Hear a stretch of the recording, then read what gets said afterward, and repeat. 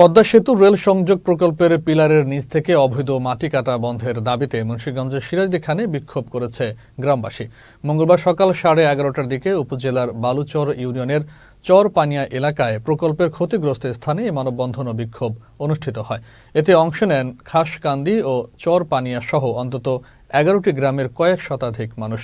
ভুক্তভোগী ও ক্ষতিগ্রস্তদের অভিযোগ, সরকার পতনের সুযোগে স্থানীয় একটি প্রভাবশালী চক্রের মাধ্যমে অবৈধভাবে পদ্মা সেতু রেল সংযোগ প্রকল্পের পিলারের নিচ থেকে মাটি কেটে বিক্রি করে দেওয়া হচ্ছে ইট ভাটায়।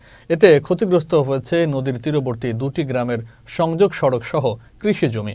প্রকল্পের স্থাপনা ক্ষতিগ্রস্ত হওয়ার পাশাপাশি কয়েকটি গ্রামের সড়ক পথের যাতায়াতও ব্যাহত হচ্ছে। অবিলম্বে মাটি কাটা বন্ধে কার্যকর পদক্ষেপ নেওয়ার দাবি জানান বিক্ষোভকারীরা।